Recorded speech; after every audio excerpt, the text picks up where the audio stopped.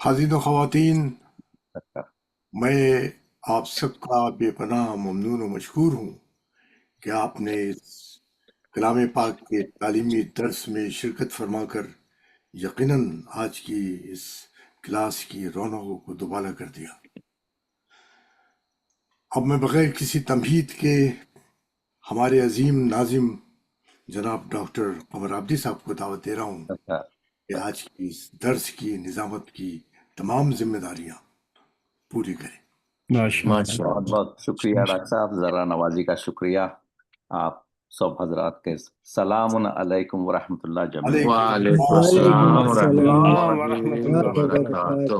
اعوذ باللہ من الشیطان اللعین الرجیم، بسم اللہ الرحمن الرحیم، ربی زدنی علما۔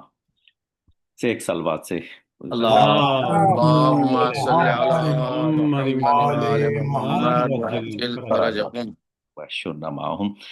آج 29 ستمبر 2025 درس نمبر 23 ہے، اور الحمدللہ تجوید اور احکامات نماز کا سلسلہ جاری و ساری ہے، اور آپ سب حضرات کا خیر مقدم ہے، اور اس عالمی شہرت یافتہ اردو فاؤنڈیشن پر جس کے بانی اور سربراہ ڈاکٹر غضنفر جعفری صاحب ہیں۔ ہم سرکار حجت الاسلام سید ریحان حیدر صاحب زیدی کے مشکور ہیں، ممنون ہیں کہ پابندی سے تشریف لاتے ہیں، بے لوث خدمات کرتے ہیں، اور ہم مشکور ہیں۔ اللہ ان کا ہر لمحہ عبادت میں صلاۃ والسلام کے۔ آج کے اس درس کے بانی علی جناب میر متقی صاحب ہیں، اور ان کے اہل خانہ، اور انشاءاللہ آج تلاوت کلام پاک کا شرف ڈاکٹر آفتاب زیدی صاحب حاصل فرمائیں گے انشاءاللہ۔ اللہ ان کو سلامت رکھے، بڑے بڑے ہیں۔ اب فی الحال تو وہ چل رہا ہے قرآن کریم کی اس ترجمے کی پوری تلاوت کے بعد آپ اس پہ سجادیہ پہ ماشاءاللہ آپ کر رہے ہیں، صحیح سجادیہ پہ۔ اللہ ان کو طول عمر عطا فرمائے، کامیابی اور کامرانی عطا فرمائے، توفیقات میں اضافہ ہو انشاءاللہ۔ اور آخر میں درس کے آخر میں کچھ منٹ اسی درس سے منسلک سوالات اگر ہیں تو پھر اس کے جوابات سرکار تشریف عطا فرمائیں گے انشاءاللہ۔ تو ایک فاتحہ سے شروع کرتے ہیں۔ تمام مومنین مرحومین صاحب اور اہل خانہ، بسم اللہ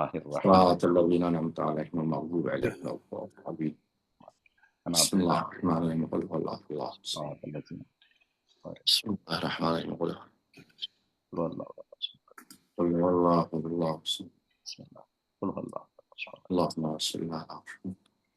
بسم اللہ اللہم صلی علی محمد۔ اب میں گزارش کروں گا ڈاکٹر آفتاب زیدی صاحب سے کہ وہ تلاوت کلام پاک سے درس کا آغاز فرمائیں۔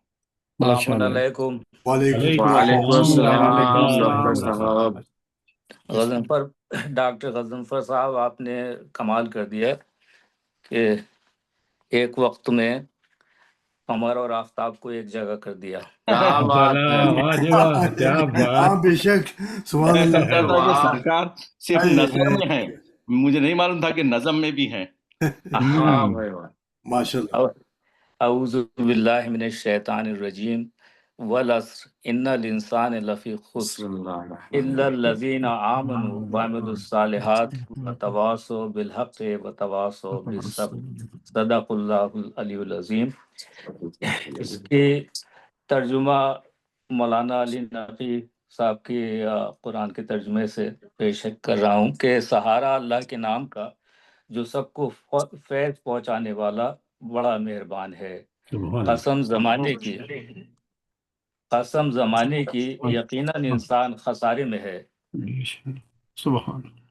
سوائے ان کے جو ایمان لائیں اور نیک اعمال کرتے رہیں اور ایک دوسرے کو حقی ہدایت اور صبر و تحمل کی تلقین کرتے رہیں۔ ماشاءاللہ۔ چند جملے اس سورے کے سلسلے میں۔ یہ قرآن مجید کا 113واں سورہ ہے،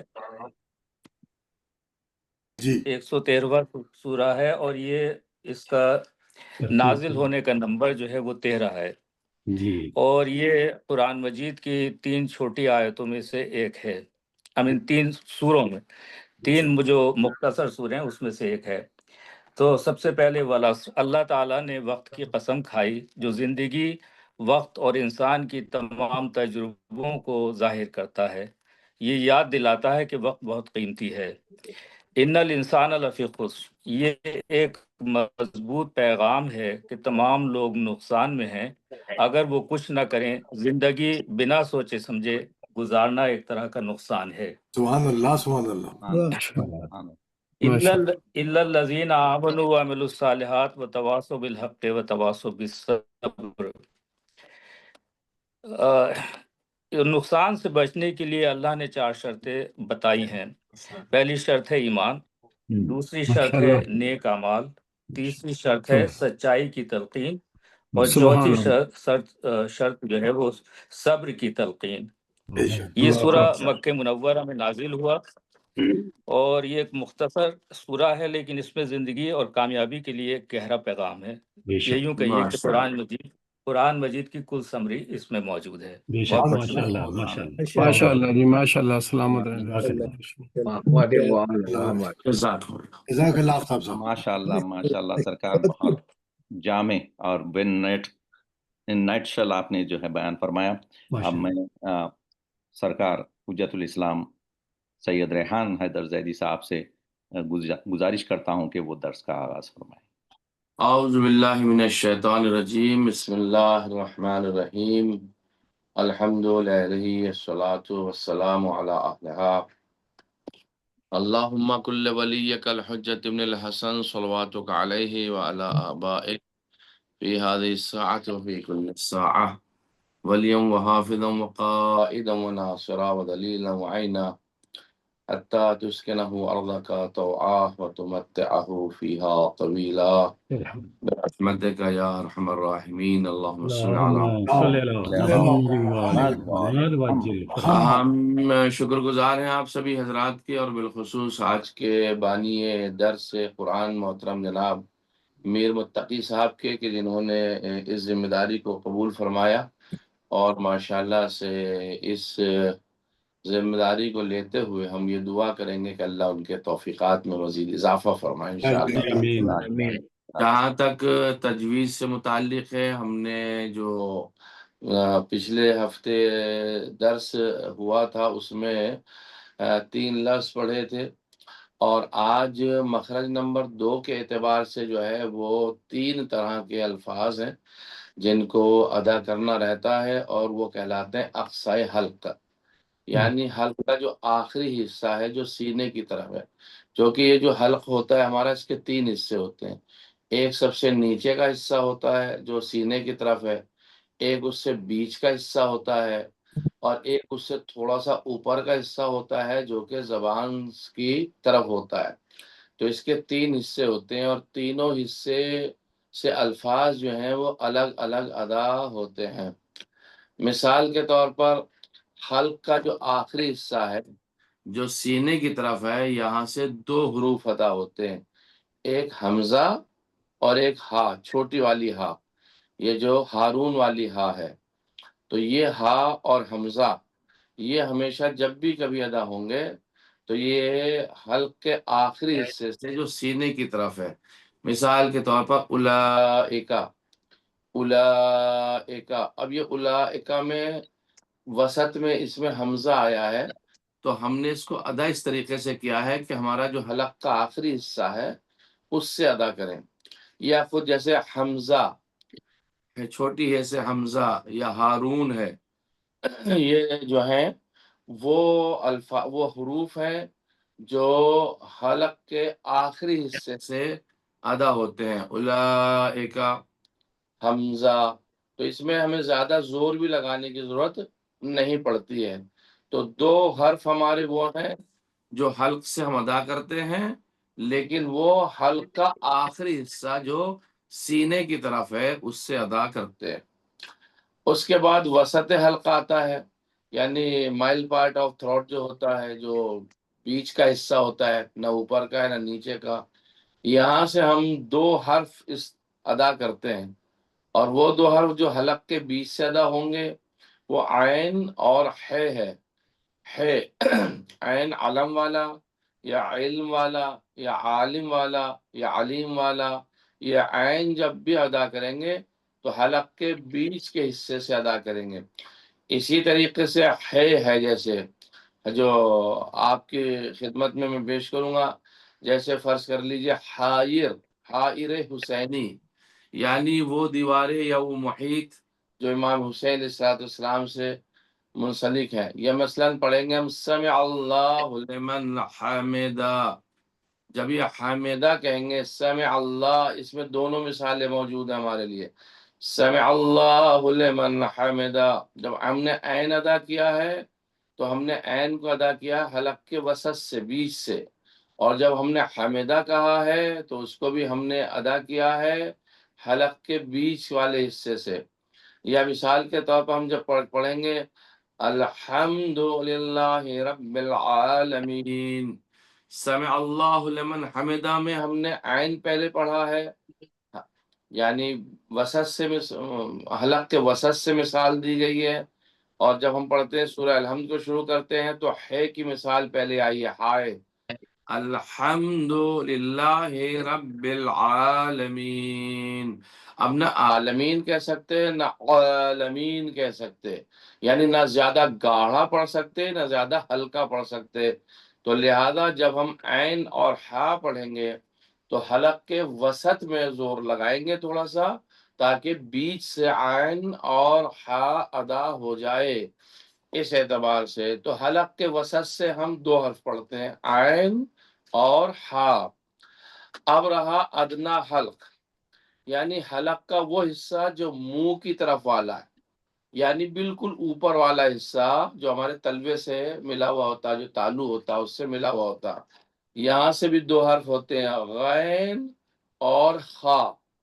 یہ جب ہم غین اور خا کہیں گے تو یہاں پر جو ہے وہ حلق کا اگلا حصہ جو ہے غین، جیسے غیظ جب پڑھیں گے تو حلق کا جو منہ کی طرف والا حصہ ہے اس طرف کوشش کریں گے، غین، غالب، غریب، یہ تمام الفاظ جب استعمال ہوں گے تو استعمال ہوں گے ہمارے حلق کے اگلے حصے سے جو کہ منہ کی طرف ہے۔ تو تین حصے ہمارے حلق کے ہیں، یہ جیسے خا ہے، اب ہم جب خا ادا کرتے ہیں تو خا کو بھی ہم جو گلا کا اوپر کا سب سے حصہ ہے جو منہ کی طرف ہے اس سے ادا کریں گے، جیسے اردو میں، البتہ اردو میں یہ لفظ ہے لیکن خربوزہ، تو جب ہم خربوزہ استعمال کریں گے تو اس وقت خے کو ہم ادا کریں گے۔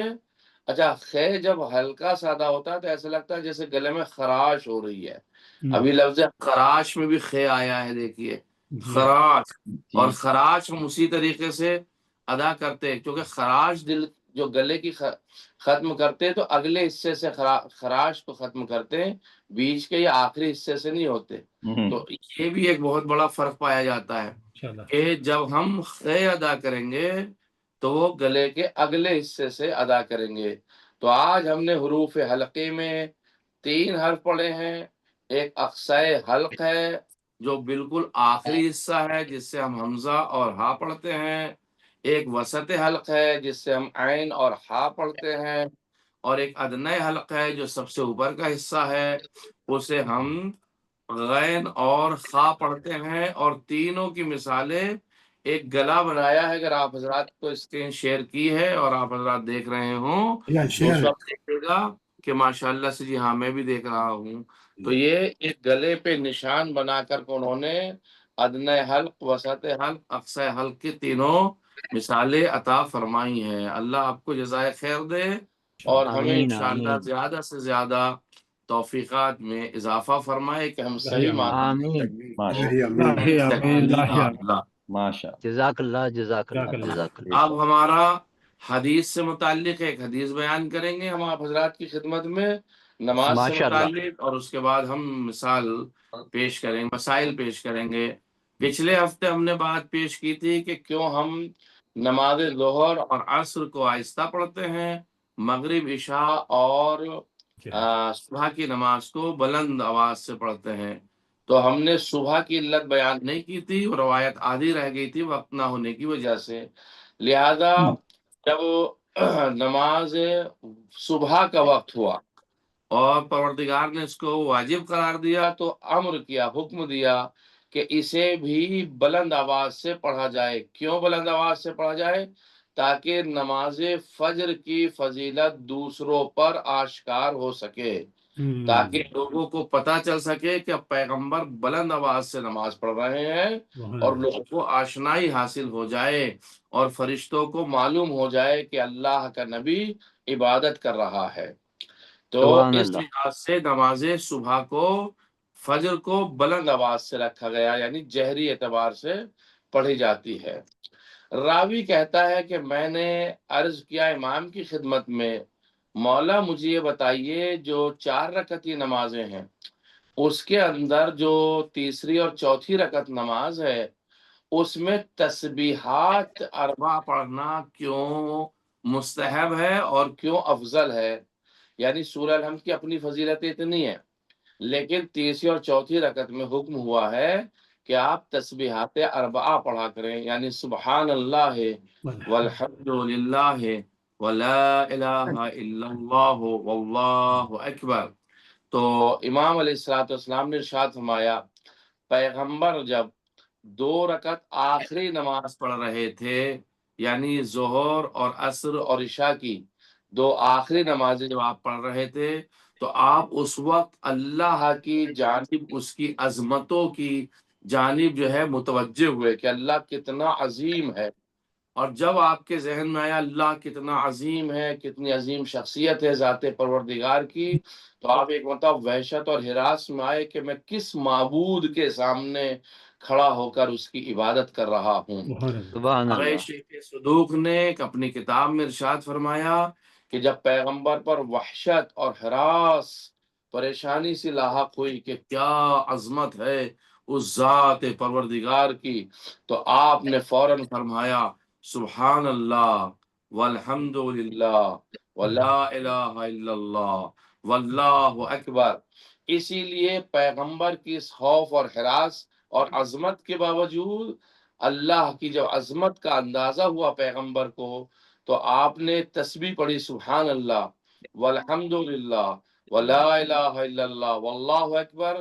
تو جب پیغمبر نے یہ تسبیح پڑھی تو آپ کو یہ ہوا کہ تیسری اور چوتھی رکعت میں یہی تسبیح پڑھا کرو، اور یہ قرات سے افضل ہے۔ اس لحاظ سبحان سے اللہ تسبیحات 4 کو رکھا گیا ہے اور اس کی سبحان اللہ زیادہ اہمیت بیان کی گئی ہے تسبیحات 4 کی۔ یعنی اگر آپ سبحان اللہ والحمد للہ ولا الہ الا اللہ واللہ اکبر تیسری اور چوتھی رکعت میں پڑھیں گے تو آپ کے لیے سورہ الحمد سے پڑھنا افضل اور برتر ہے۔ ماشاء ماشاء اللہ آج جزاک کے اللہ مسائل میں پہلے میں ایک مسئلے کا جواب دے دوں جو پچھلے ہفتے ہوا تھا اور میں بھول گیا تھا مجلس میں بھی اس بات کو بتانا، مجلس میں دوسرا رخ ہوا تو میرے ذہن میں بات نہیں کہ بتا دوں۔ وہ یہ تھا کہ نماز جمعہ جب ہم پڑھتے ہیں یا نہیں پڑھتے، روز جمعہ نماز ظہر کو جو ہم بلند آواز سے پڑھ سکتے ہیں پہلی اور دوسری رکعت کو، تو آیا اسی اول وقت میں پڑھنا یا جب ہم نماز ظہر پڑھیں چاہے وہ آخری وقت میں پڑھیں، عصر کے وقت پڑھیں، جب ہمارا دل چاہے گا ہم فرض کریے نماز ظہر ادا کر رہے ہیں تو کیا کسی بھی وقت جہری یعنی بلند آواز سے 2 رکعت ظہر کی پڑھ سکتے ہیں؟ تو آغایون ارشاد فرماتے ہیں بے شک آپ ظہر کی نماز کسی بھی وقت جمعے کے روز بلند آواز سے پڑھ سکتے ہیں، یعنی سورہ الحمد اور دوسرا سورہ آپ بلند آواز سے پڑھ سکتے ہیں۔ درود پڑھیں محمد وعلی اللهم صل على محمد وآل محمد وعجل فرجهم محمد اب ہمارے وقت کے حساب سے مختصر سا وقت ہے، لیکن کچھ مسائل آپ حضرات کی خدمت میں پیش کرنا چاہوں گا۔ جمعے کی نماز میں اور جمعے کے دن فجر، ظہر اور عصر کی نمازوں میں اور شب جمعہ کی عشاء کی نماز میں، دیکھیے جمعے کی نماز ایک، دوسری جمعے کے دن فجر کی نماز دو، جمعے کے دن ظہر کی نماز تین، جمعے کے دن عصر کی نماز چار اور شب جمعہ کی عشاء کی نماز پانچ۔ ان نمازوں میں پہلی رکعت میں الحمد کے بعد سورہ جمعہ اور دوسری رکعت میں الحمد کے بعد سورہ منافقون پڑھنا مستحب ہے۔ سبحان اللہ۔ ماشاء اللہ۔ یعنی اگر کوئی انسان شب جمعہ عشاء کی نماز جب پڑھ رہا ہے تو سورہ جمعہ پڑھ لے الحمد کے بعد، اور عشاء اور سورہ منافقون دوسری رکعت میں پڑھ لے، یا جمعے کی صبح کو نماز پڑھ رہا ہے تو پہلی رکعت میں الحمد کے بعد جمعہ پڑھ لے، سورہ جمعہ پڑھ لے، اور دوسری رکعت میں سورہ منافقون پڑھ لے، یہ افضل بیان کیا گیا ہے۔ اسی طرح ظہر میں اور عصر میں، ان میں بیان کیا گیا ہے کہ آپ سورہ جمعہ اور سورہ منافقون پڑھیں تو مستحب ہے، یعنی نماز میں ایک عمل ہمارا زیادہ ہو رہا ہے اور وہ بھی ہمیں ثواب زیادہ مل رہا ہے۔ اگر کوئی شخص جمعے کے دن کی نمازوں میں ان میں سے کوئی ایک سورہ پڑھنا شروع کر دے تو احتیاط واجب کی بنا پر اسے چھوڑ کر کوئی دوسرا سورہ نہیں پڑھ سکتا۔ فرض کرے جمعے کی صبح کی نماز پڑھ رہا ہے ایک انسان، اور نماز جمعہ کے صبح میں سورہ الحمد کے بعد سورہ جمعہ اس نے شروع کر دیا، تو آقا ارشاد فرماتے ہیں کہ احتیاط واجب یہ ہے آپ کے اوپر کہ آپ سورہ جمعہ کو پورا کریں، آپ اسے نہیں چھوڑ سکتے، کیونکہ آگے جو مسائل آنے والے ہیں اس میں کچھ سورے اگر ہم نے شروع کر دیے ہیں تو ہم چھوڑ سکتے ہیں، لیکن وہ تفصیل آگے آئے گی، میں یہاں پہ اس لیے پیش نہیں کروں گا تاکہ مرج نہ ہو جائے بحث۔ فی الحال ہمارا ایک مسئلہ ہے کہ اگر ہم نے جمعے کے دن سورہ جمعہ شروع کر دیا ہے تو ہمیں سورہ جمعہ مکمل کرنا چاہیے، کوئی دوسرا سورہ ہم نہیں پڑھ سکتے۔ اب اس سے آگے مسئلہ، اگر کوئی شخص الحمد کے بعد سورہ اخلاص، قل هو اللہ احد یا سورہ کافرون پڑھنے لگے، قل یا ایھا الکافرون، تو اسے چھوڑ کر کوئی دوسرا سورہ نہیں پڑھ سکتا۔ ماشاءاللہ۔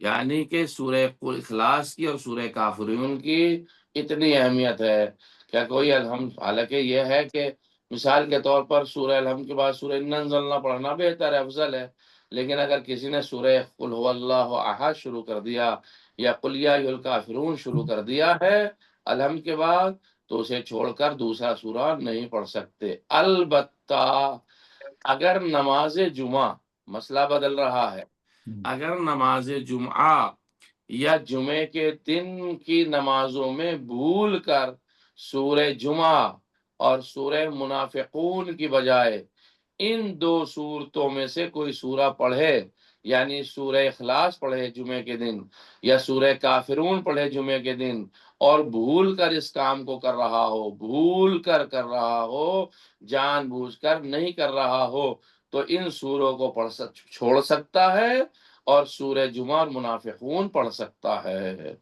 پہلے مرحلے میں بتایا کہ اگر کسی نے سورہ اخلاص شروع کر دیا ہے تو اسے نہیں چھوڑ سکتا۔ دوسرے مسئلے بتایا، لیکن اسپیشل حکم آیا ہے جمعے کے دن کا۔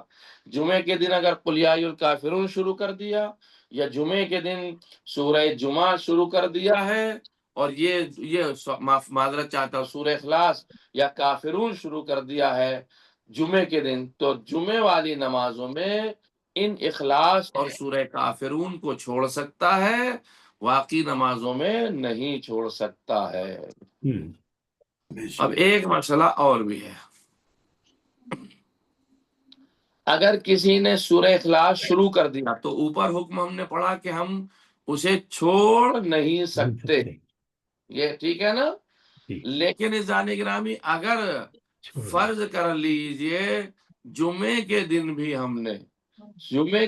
ہم نے اگر سورہ اخلاص پڑھنا شروع کر دیا اور آدھے سے زیادہ پڑھ لیا ہے، مسئلہ بدل رہا ہے، اگر آدھے سے زیادہ، تو احتیاط یہ ہے کہ اگر نصف تک پڑھ چکا ہے تو پھر ان سوروں کو نہ چھوڑا جائے، یعنی پڑھ لینا چاہیے۔ مثال کے طور پر آدھا 6 آیتیں، 4 آیتیں 2 سے زیادہ پڑھنی ہے، 2.5 آیتیں پڑھنی ہے، یا مثال کے طور پر قل یا ایھا الکافرون کی آدھے سے زیادہ سورہ پڑھ لیا ہے، تو پھر ہمیں ایسی صورت میں نہیں چھوڑنا چاہیے، ہمیں اس کو پڑھنا چاہیے۔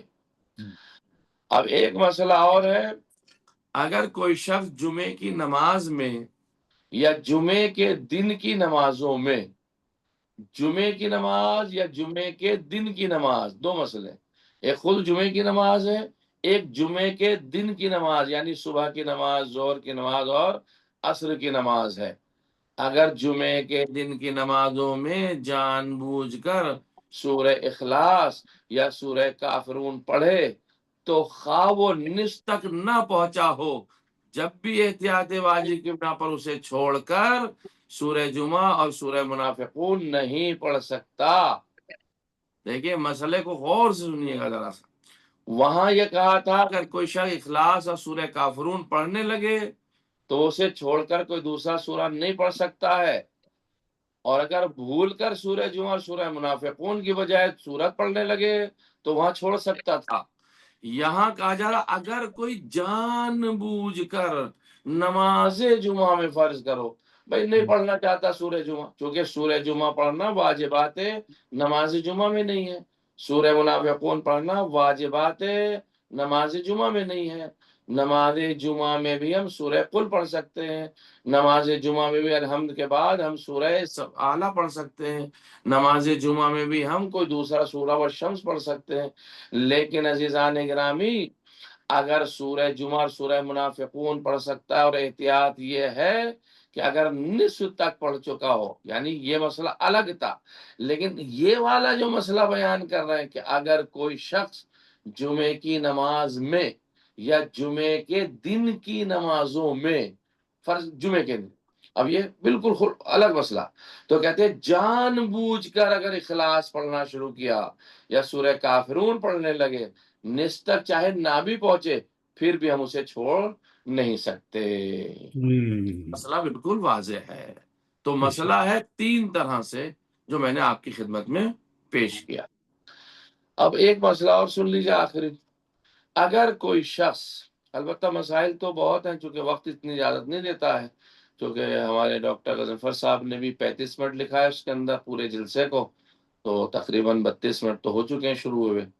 اگر کوئی شخص نماز میں سورہ اخلاص یا سورہ کافرون کے علاوہ کوئی دوسرا سورہ پڑھے تو جب تک نصف تک نہ پہنچا ہو اسے چھوڑ سکتا ہے، یعنی ان سوروں کے علاوہ۔ اس کا مقصد یہ ہے کہ نماز میں سورہ اخلاص اور سورہ کافرون پڑھنے کا ثواب زیادہ ہے۔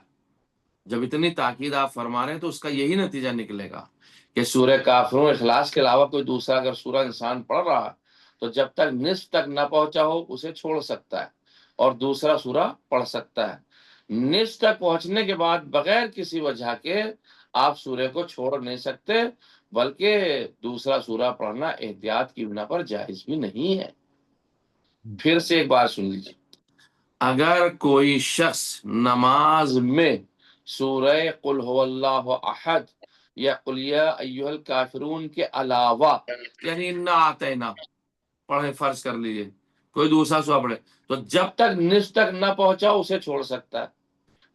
یعنی انا اعطینا کی پہلی آیت پڑھی تھی، چلو یہ نہیں پڑھتا میں اخلاص پڑھوں گا، فرض کر لیجیے، تو آپ چھوڑ سکتے ہیں اور دوسرا سورہ پڑھا جا سکتا ہے۔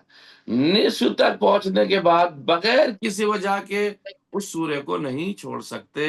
والحمد للہ رب العالمین، وصلی اللہ علی محمد وآلہ الطیبین الطاہرین المعصومین المظلومین الذین اذهب اللہ عنہم الرجس وطہرہم تطہیرا۔ اللهم صل على محمد وآل محمد وعجل ما شاء اللہ، جزاک اللہ جزاک اللہ۔ سرکار 1-2 سوال لے سکیں گے آپ؟ بسم اللہ بسم اللہ، جی بسم اللہ، جی سوال ہیں جی، بسم اللہ۔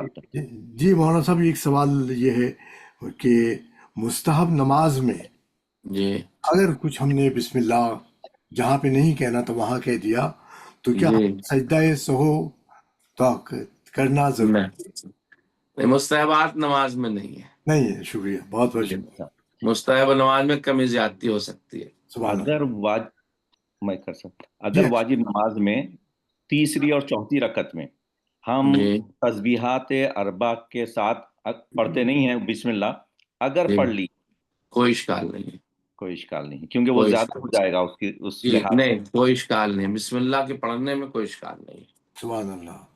ہے۔ ایک چھوٹا سا سوال بسم اللہ۔ ایسا ہے کہ جیسے آپ نے فرمایا کہ مثال کے طور پر صبح کی نماز پڑھ رہے ہیں جمعہ والے دن، تو سورہ الحمد پڑھی، پہلی رکعت ہے، فرسٹ رکعت ہے، تو سورہ الحمد پڑھی، اس کے بعد ہم انا انزلنا پڑھنا چاہیے، وہ لڑکے وہ پڑھ رہے ہیں، پڑھنا چاہتے ہیں، لیکن غلطی سے شروع کر دیا بسم اللہ الرحمن الرحیم قل هو اللہ احد۔ اب جب وہ پڑھ لیا، اب ہم اس کو چھوڑ نہیں سکتے ہیں، تو اس کو وہ کمپلیٹ کیا، تو کیا ہمیں اس کے بعد ہمیں انا انزلنا پھر پڑھنی چاہیے یا نہیں پڑھنی چاہیے؟ قل هو اللہ ٹھیک ہے، کافی، وہ ٹھیک ہو جائے گا؟ جی قل هو اللہ کافی ہے، دوسرا سورہ نماز میں نہیں پڑھ سکتے چونکہ وہ زیادہ ہو جائے گا، بے شک۔ سوائے وہ اضافہ ہے نماز۔ دو کے جو آپ نے فرمائے تھے، جی جی جی جی، بہت جی شکریہ، اضافہ ہو جائے گا، نہیں پڑھ سکتے۔ بے جی شک، بے شک، ماشاء اللہ، جی تھینک یو، السلام علیکم۔ ویلکم۔ جی کوئی اور وعلیکم السلام۔ کوئی اور سوال ہیں انشاءاللہ۔ سرکار؟